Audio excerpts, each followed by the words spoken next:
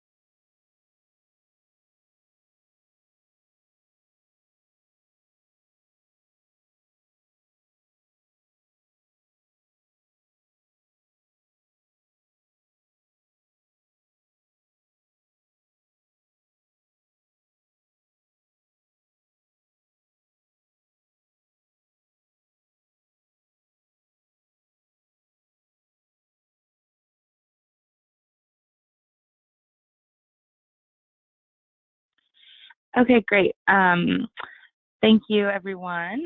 Hello and welcome to the February Make for All community call. My name is Megan Salgado, and I am the program manager for the Makers and Mentor Network.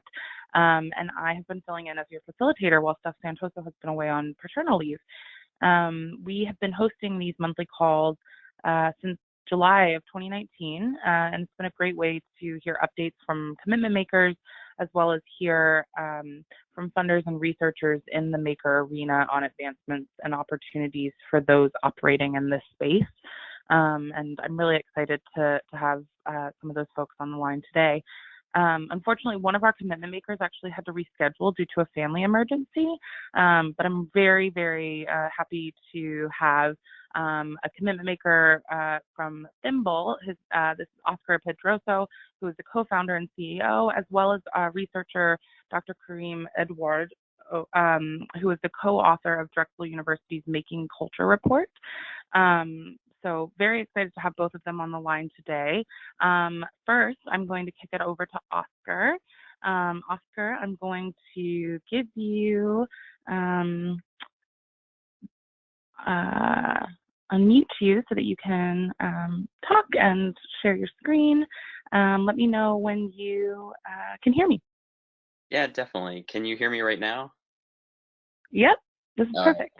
I just got the option to share my screen, so Yep, hopefully. it's coming in clear. All right, excellent. And just to be conscious of everyone's time, 7 minutes, correct? Yeah, give or All right, take, yeah. okay. Excellent. All right. Well, thank you for the opportunity to present to everyone. My name is Oscar Pedroso. I'm the founder and CEO of Thimble. We deploy a curriculum in middle school and high school that teaches students computer science and information technology, mostly middle school and high schools, and we're developing pre-kindergarten through fourth grade curriculum at the moment. So there you go. I usually like starting off with stories. So I've been in the education space almost my whole life, and these are two young ladies that I've had the pleasure of working with at the Boys and Girls Club. So, like my parents, their parents are immigrants from Central America. Their parents make minimum wage and they can barely afford to put food on the table. But these two girls, Monica and Tyra Hux, they wake up every single day super excited to go to school because they share one dream to become aeronautical engineers because they want to fly into outer space one day. But unfortunately, their school district is one of the poorest school districts in the country, and without the right programs, the right curriculum, they won't have the right support they need to have a passion to pursue in technology. And so being a first generation college grad myself, being a math teacher for a few years, and finally trying to build Thimble, I'm looking to change all of that and happy to tell you a little bit more. So the problem, I think it's important to realize what the problem is that most US employers are struggling to find qualified workers in computer science and information technology. about 67% of the new jobs within the next decade will require skills in these disciplines. But unfortunately, a lot of the schools do not teach these subjects. So about 45% of schools even have the modern training curriculum and the tools to teach the students the right skills they need to succeed in the digital economy. So this is where we come into play. We have a curriculum that spans 8 grade levels starting in 5th grade, and the curriculum is aligned to next generation science standards, AP Computer Science, and Computer Science for All. We have 15 different project-based kits. These kits are not necessarily toys, they're real-life circuit connecting kits. My co-founder David worked at Intel, and he was using real components every day to invent new products. Some of these products were being commercialized, some of these products were being thrown in the garbage, but we felt that that whole invention and innovation experience was missing from the classroom, and that's what we're trying to do here. We also provide professional training for teachers, because we find that for especially non-technical teachers who didn't go to school for robotics and programming, it usually can be very intimidating to teach this type of material in the classroom. So we provide that. Examples of projects include basic circuits. We assume that no one has a prior knowledge of electronics or programming in the beginning. But then from there, they start to build on those skills and they work on more sophisticated projects like building your own remote control car. We even teach you how to program the app on the tablet so you can move the device around. We have a weather station that can measure temperature, pressure, and humidity. You can all do all sorts of activities with that. We have a little synthesizer. It's a little piano that you can create, and we have quite a few 6th grade science class DJs that are creating their own music and their own sounds. So they have some exposure to things like audio engineering, which is sometimes not oftenly taught in schools. So a little bit of our traction. We've been around for the last 4 years. We started off by launching on Kickstarter. We were originally doing like a box of the month club for homeschool families. And slowly, little by little, we started getting emails from teachers asking if there was a way to implement this either in a day-to-day class, a makerspace, or after-school program. And so we decided to focus all of our energy in working with schools because we really wanted to create an impact in the space, and we felt that working with schools would help us achieve that. Well, we're working with about 60 schools, most of which are in Western New York, and we've reached a total of 10,000 students. 80% of the schools we're working with are schools with free and reduced lunch. So these are school districts that are heavily in need and normally don't have access to this kind of education. Schools that we're working with include, well, we're working with BOCES, which is a cooperative vendor program in New York. Working with the Smithsonian. We've worked with some private schools, but most of the schools are mostly public schools.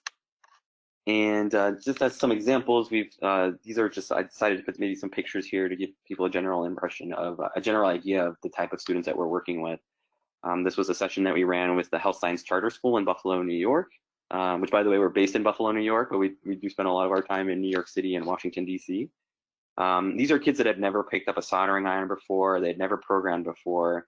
And we spent 3 hours with them teaching them how to use our very first kit, and they walked out calling us on our first name basis, really excited to learn more. So these are the type of experiences we like to have with schools. This was a student that, if anyone's familiar with Stranger Things, the show on Netflix, this was a student who had learned how to build some of our kits and then went out to use some of our sensors to build their this little project that they sewed onto their t-shirt. And again, this is the whole point of what we do is that the students can then go and build their own passion projects if they choose to. As another example of a project of a student who used one of our LED cube projects to create an orb, and they dressed up for Halloween as a wizard. Again, this was all controlled through a Raspberry Pi, and you know, they obviously did a pretty good job. This is also Emily, a 7th grader at one of the local schools here in New York. So she's, our curriculum has a beginner, intermediate, and advanced type projects. And at first her teachers were telling her that she wouldn't be able to do the more advanced stuff. And this is a picture of her building the piano kit that I introduced earlier. This is one of our more advanced kits, which is usually built right around high school. So we were really happy to prove her teachers wrong, and she's doing really well building on other types of projects outside of Thimble, needless to say, but this is a good little success story that I wanted to share. As far as like how we work with schools, our business model is through an annual subscription. We used to just sell the kits, but what we realized was that teachers wanted more than just kits. They wanted a curriculum with a continuous path that wasn't just like a one and done kit. They wanted the kits, they needed the training, and then they wanted lesson plans, they wanted assessments, they wanted a way to measure the outcomes. And so we listened and we tried to create a more comprehensive package that we could really offer them. This is me and my team. We're a team of 6. This is my co-founder, Dave. He's the brainiac, comes up with the ideas for the different projects. My background's in education. These are a couple of programs that we've gone through as a startup to try to make the business work. The 2 most important ones are Halcyon and LearnLaunch. Happy to chat about any of these if anyone's curious about these programs. Some of our big challenges right now is just implementation of school pilots. We understand that it's very difficult to work with schools, only because the decision-making process can take a long time, and even just getting a foot in the door is sometimes challenging because you can't just walk into a school. So if anyone out there knows a teacher, an administrator that's championing this type of education, we'd be happy to talk with you. We also work with corporations. We'll sometimes partner with corporations to run summer camps at various schools. And that has seemed to be a backdoor into schools, because normally the corporation will buy some of our product and we're able to donate it to schools. And that's become a really nice way for schools to just have access to it when they can't afford it right away.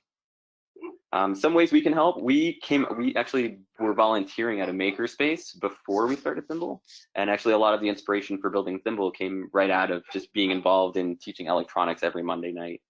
But we can offer our crowdfunding experience for anyone that's thinking about or has students or they're thinking about creating a campaign of themselves. We're happy to lend our experience there. We've had experience implementing STEM curriculum, especially for NGSS and CS for All curriculum. And we've also built the makerspaces from the ground up. We're super passionate about makerspaces in general.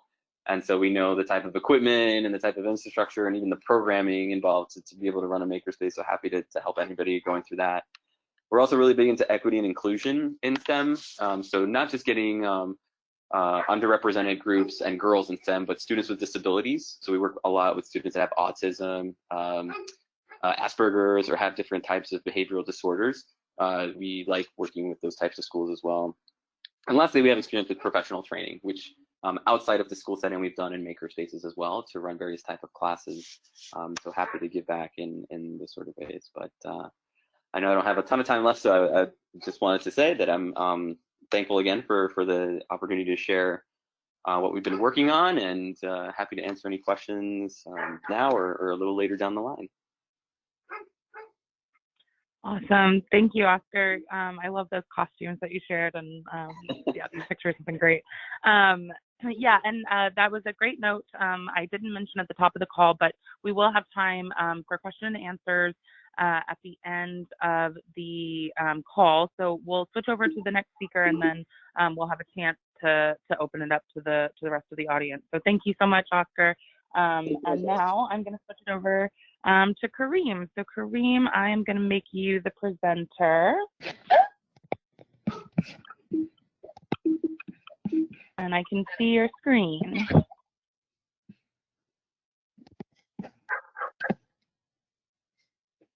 Mic check. Hello. Yep, I can hear you. Yes. So just wanted to share some thanks for the opportunity to share a little bit about the work.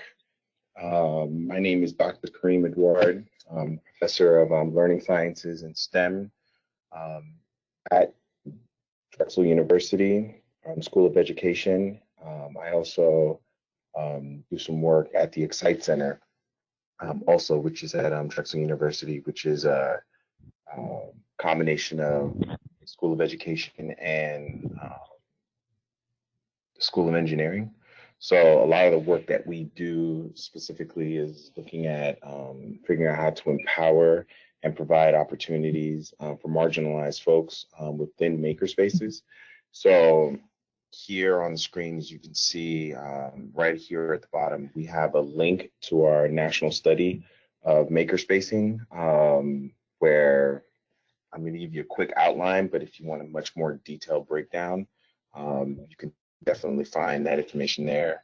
Also, too, feel free if folks want to email me for further information and questions. We're definitely available.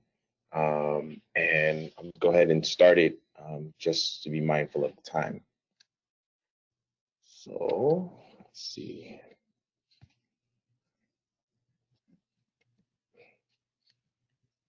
So this project actually I started maybe 2.5 years ago.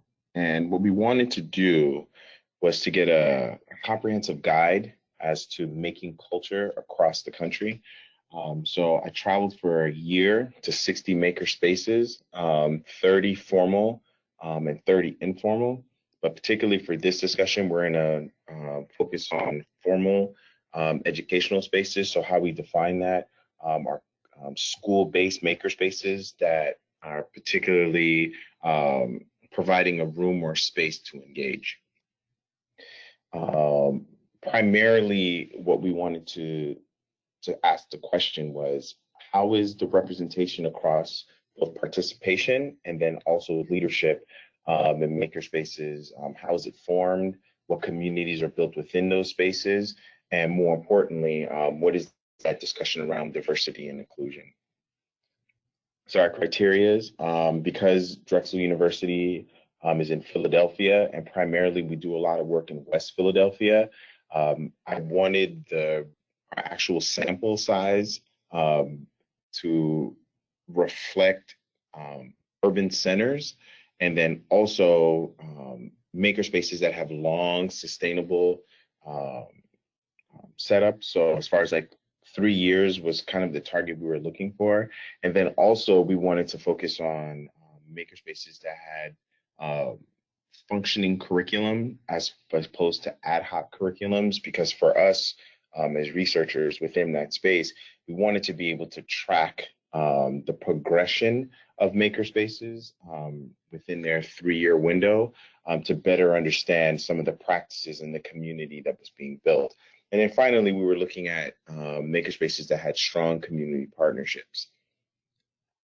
So this is some of the sites that we traveled, and I tried to spread it out across the country.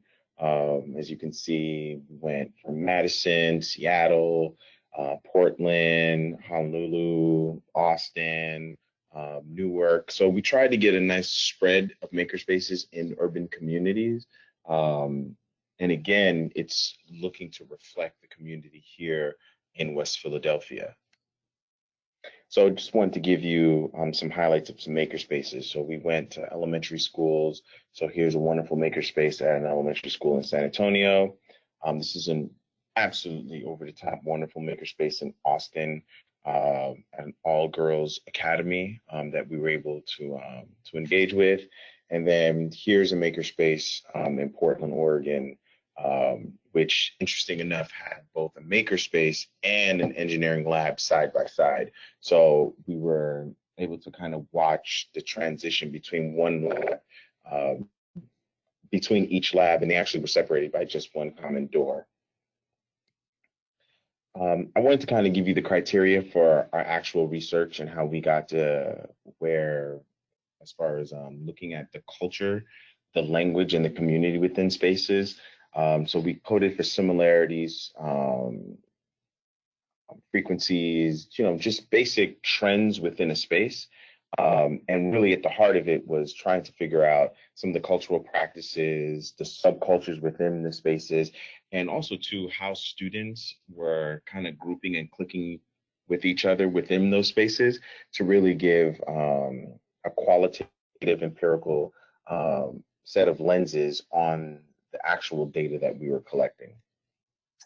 So I'm just going to cut straight to it and give you the findings. And again, we have the report fully, up on the site. It's been up there for a little while. So anything that I'm kind of breezing through, you'll be more than happy to find in the report on our site.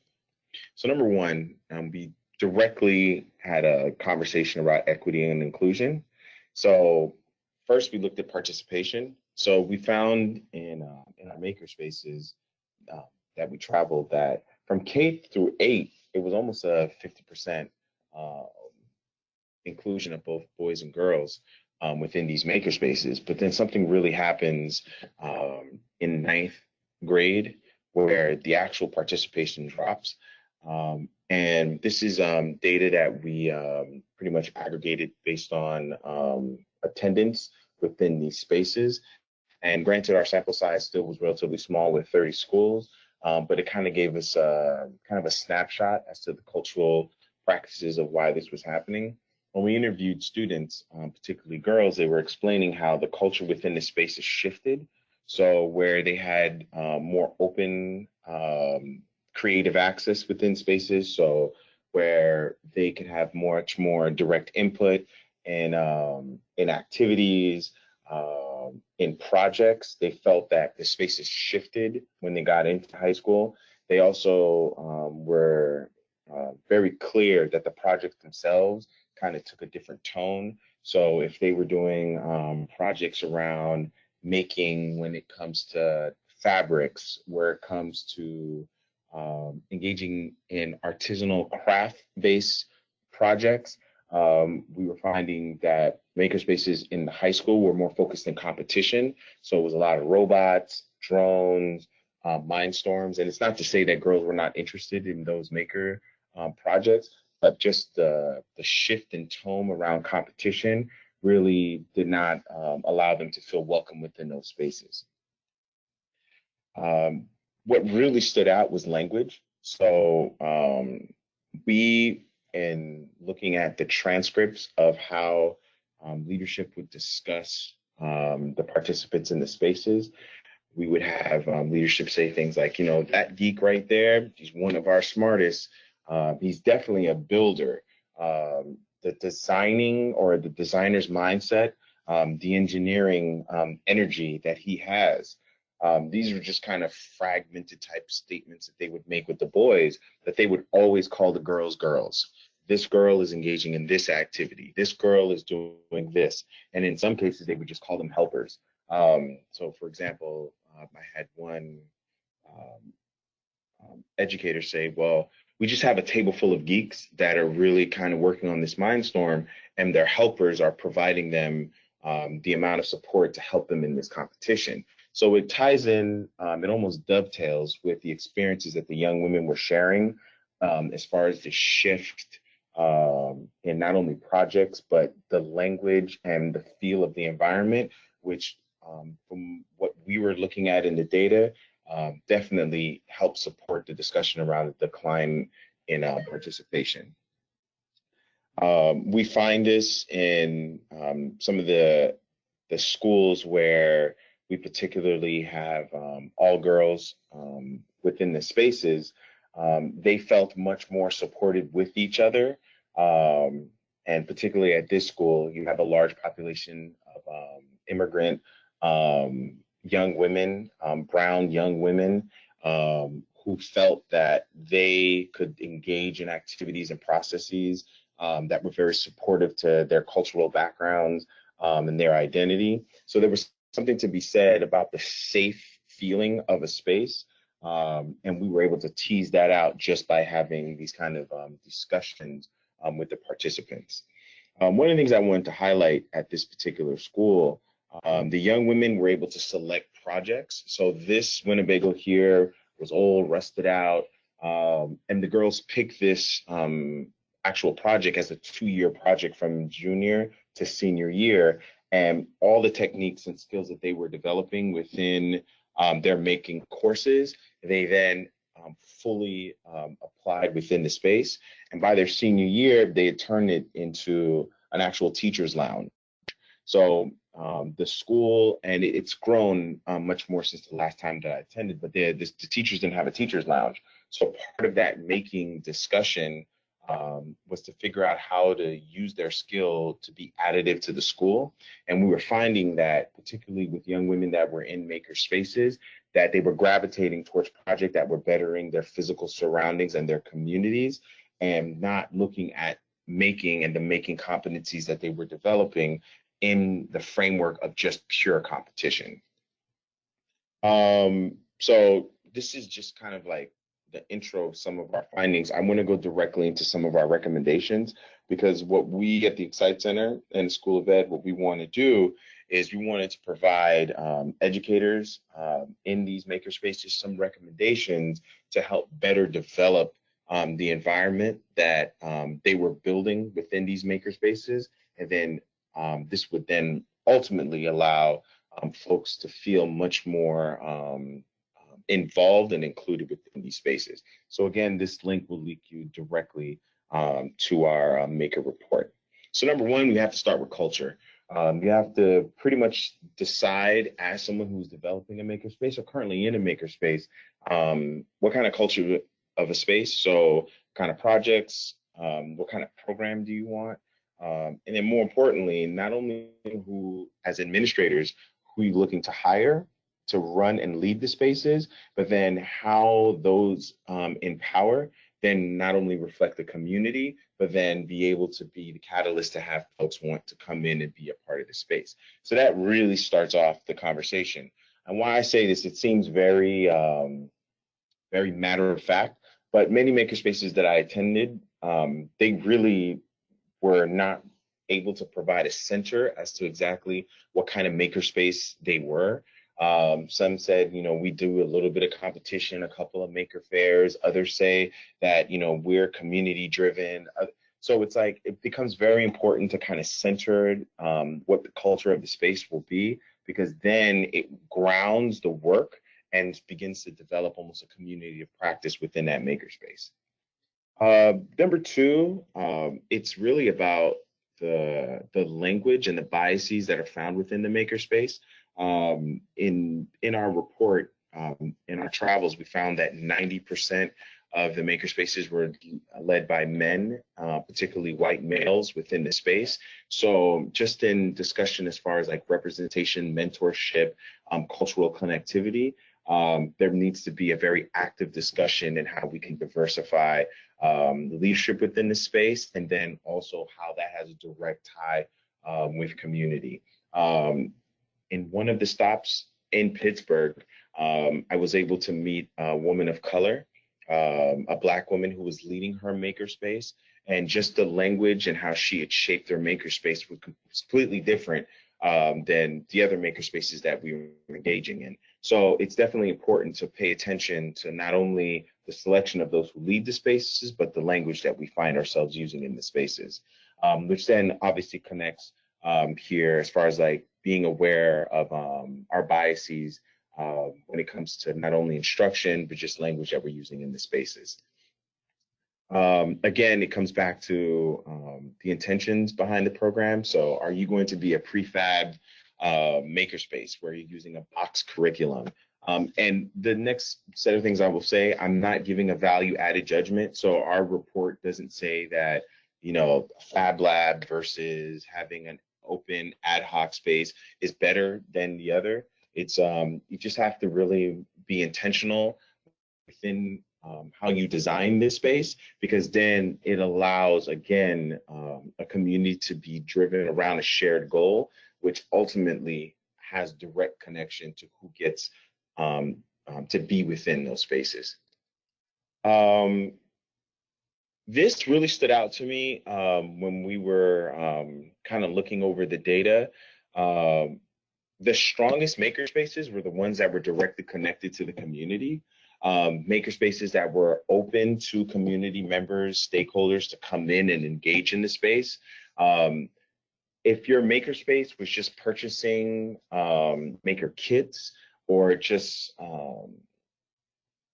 figuring out a way to engage folks that were further away than the actual central community, there always seemed to be a breakdown. So when we went to Hawaii and went to a makerspace in Honolulu, we engaged with folks who were part of the indigenous people of the island, who were using their makerspace to reclaim land and learning technical skills and technical competency skills that were part of the, reclaiming identity and figuring out a way to have voice.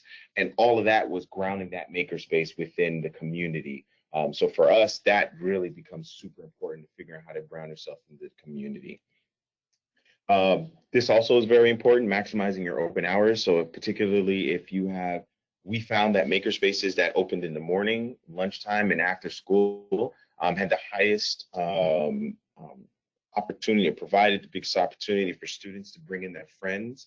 So there was one makerspace where students kept coming to school late, and when they, instead of giving them the detention, the actual principal came up with an idea of opening up the makerspace and 45 minutes before school, and then they would go there, and they were finding that there was from the 7 students that were consistently being late for school, they no longer had tardies or absences from school when entering that makerspace. And then on top of that, they were able to bring their friends early to school. So they went from 7 to almost 14. So they almost doubled it within the span of a month. So that becomes very important when you give students an opportunity to engage in the makerspace at different open hours. And finally, sharing the knowledge. What we found was that when makerspaces provided an opportunity where they were connecting with each other and sharing resources, that community of makerspaces were definitely supportive when they were missing things. I cracked this joke. I don't know if anybody here is from Texas on the call, but there were these 2 high schools that were rival football teams. And one principal decided to open up a makerspace.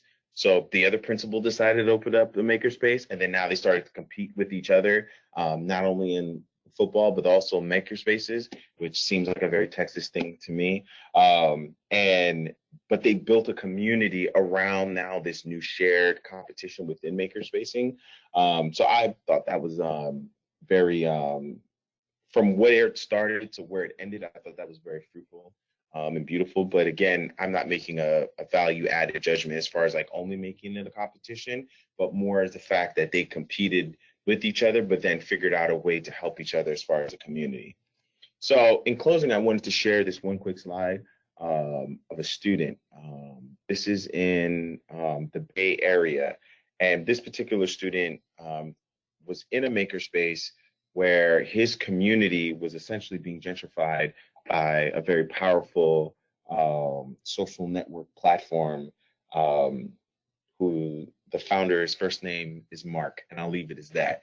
And this student lost his home. Basically, this very high-powered social network platform purchased all the homes. So we lost this student for 2 months because he was displaced. And when he finally found some housing that was closer, we, kind of followed up with him, checked in on him, and he brought this project with him.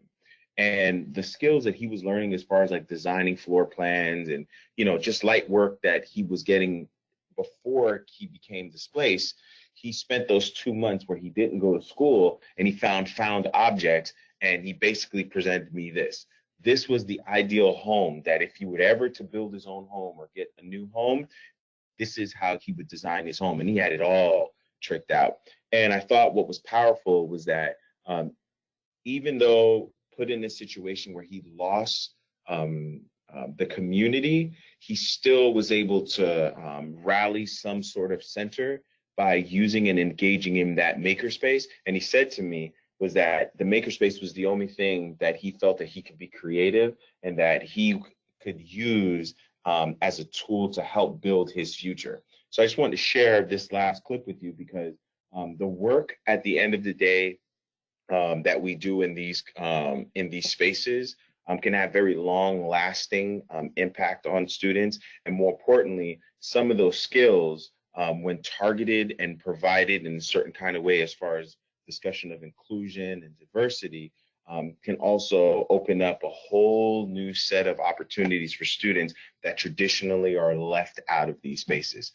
Thank you very much. I appreciate you all, and I'll take any questions that you may have later in the call.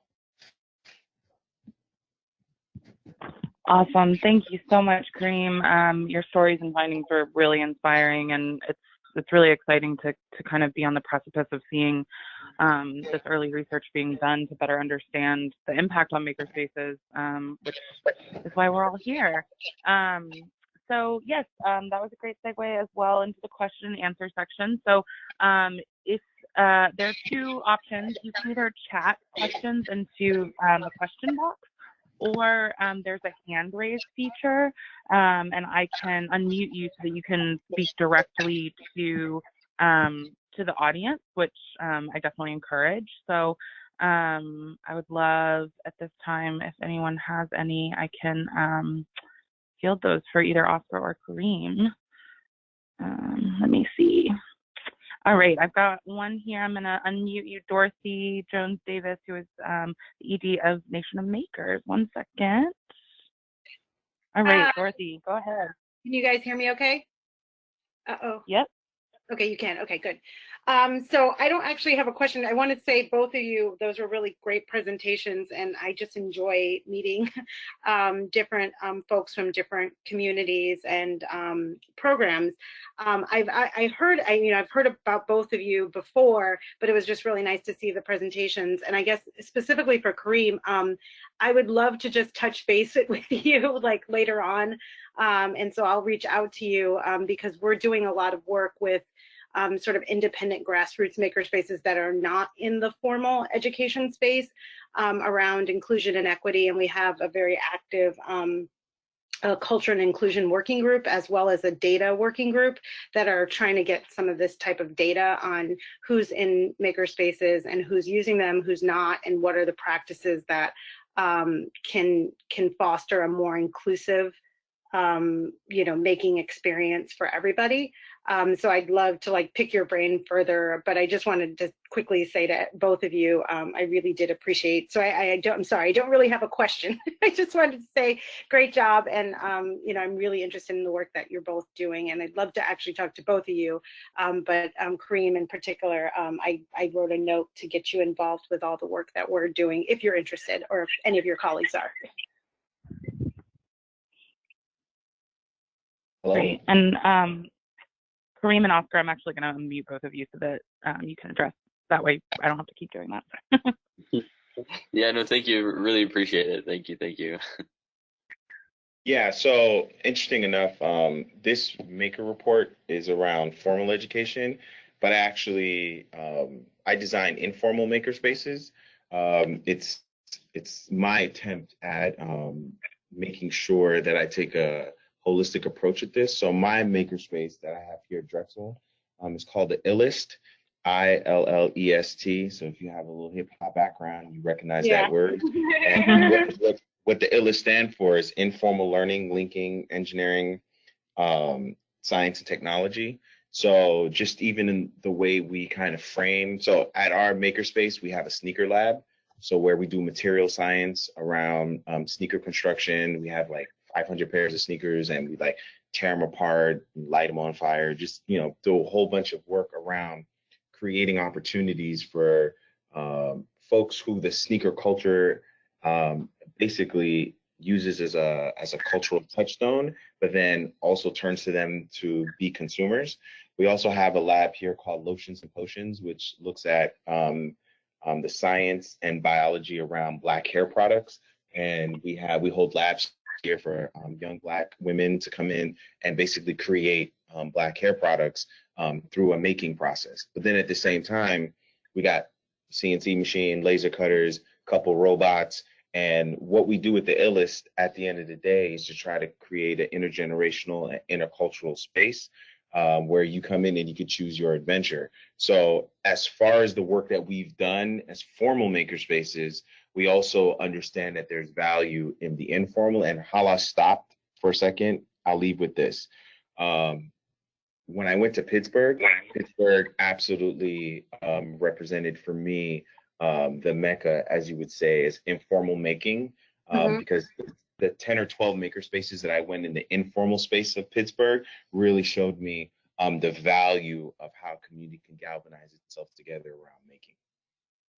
Awesome. Well, I definitely would love to, like I said, pick your brain, not having to keep everybody in our conversation, but And anyone else is welcome to join the conversation. I'm not trying to be exclusionary. I just don't want to take up everyone's time with my comments, but I really appreciate the work that you're doing, and a lot of the goal of what Nation of Makers is trying to do is along those same lines, and how do we sort of expand the individuals that are participating in making and are empowered not just to participate in making in a maker environment where someone else is in that leadership role, but trying to create leaders within the maker community, and also push forward a diversity of types of making. So I really am interested in sort of the things that you just said in terms of like the lotions and potions, for example, and other ways that we can engage communities that that may not see the things that they do or are interested in as part of making, but truly are.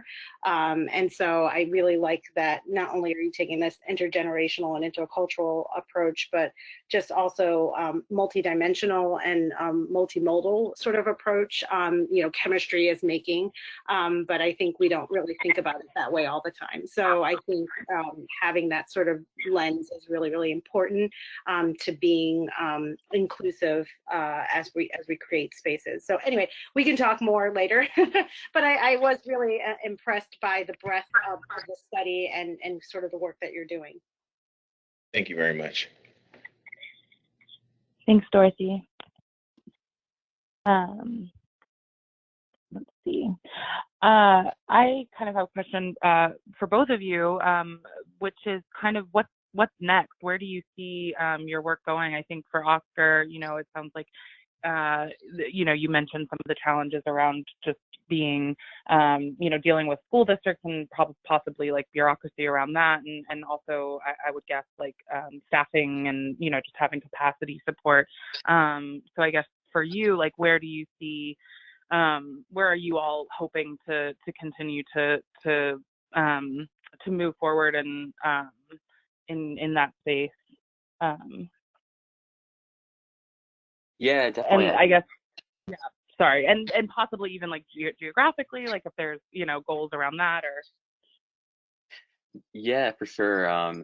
Right now we're really heads down on making sure we're refining the curriculum over time. Like one thing that we're realizing is that there's a growing trend in just English as a second language instruction. So being able to teach STEM in different languages, and that's something that we didn't originally have in the curriculum in the beginning. But we are finding that more, for example, Spanish-speaking students are learning how to build their own robots and are just as capable as everyone else, obviously. But being able to provide that support in the current schools that we're already in, and then continuing to expand in New York and DC, which are our primary locations where we're focused. So that's one, and then just continuing to see what other ways can we offer support to the teachers, because we find that really, like, if the support isn't there for the teachers, then the students suffer as a result. So being able to have different types of like certifications, for example, for teachers to be certified as STIMBL educators. We know this has been a thing for the last few years. Makey does a really good job of doing that. But then also credentialing for the students, because I think what's ahead as far as workforce development goes is being able to help some of these students that are learning these skills and tie them back some way to industry, whether that's through internships or actual jobs or tying it back to a specific educational focus. So whether they're going into engineering or computer science, we want to be able to support that. So for us, we actually are we're tackling that direct conversation.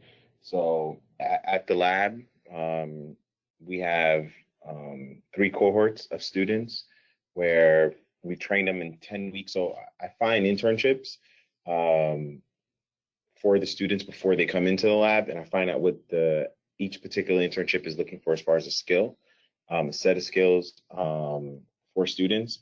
We build that into a curriculum, and we bring local high school students from West Philly or Belmont.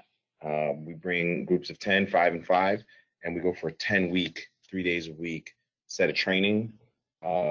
We give them some credentialing and send them directly into their internship. And the key for the work that we do at the ILLIST is we want to make sure that we're providing, particularly folks of color within these spaces, an opportunity to see tangible career pathway, and also a way for them to restore their communities. So every skill that they're engaging in, there is some sort of like we have like a couple of jobs where we're directly sending them into union trade jobs. And then at the same time, we have direct projects that will help them restore their communities because gentrification is real. We also have another path where if students want to be able to use some of the engagement they're having within our lab as potential school credits. And we very much, I hired someone particularly to help them with FAFSA and also any type of higher education path. So it doesn't have to be either or, right? Like you don't have to come to the space and then it's only just a VOTech job or looking for you to get AP credit. I try to provide them as many different avenues. And while doing that, I pay them to be here, I pay for their transportation, and I feed them on site. So it's all encompassing. And why we've set it up this way is particularly that, and this is my own biased opinion, so this is a value-added judgment here, is that makerspaces are supposed to be disruptive and innovative, and they seem not to be. They seem to continue to reproduce the same level of biases, both racially and gender-based, but they just repackage it with a CNC machine.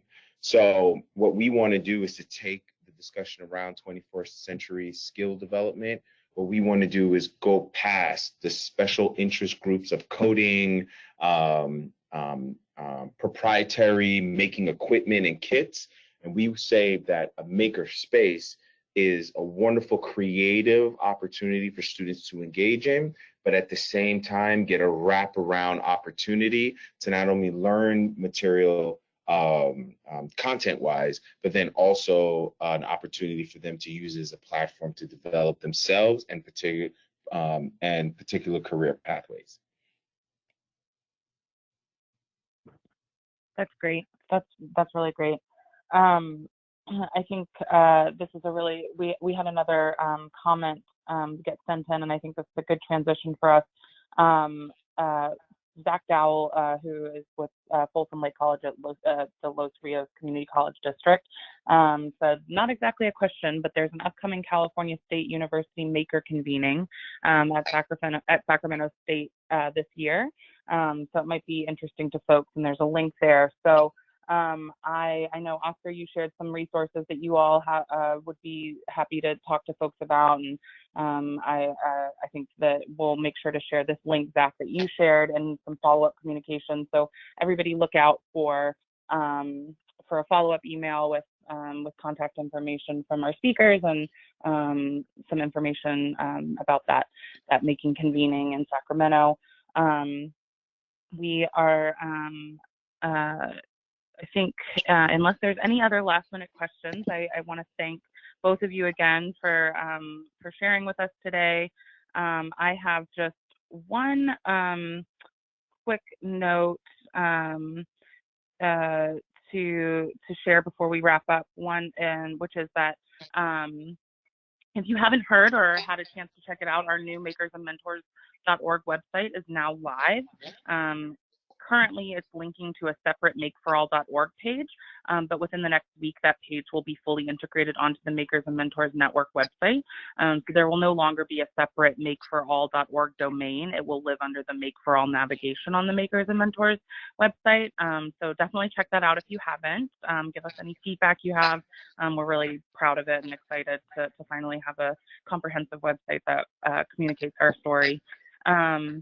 Our next call will be on March 24th at the same time as today, so from 4 to 5 p.m.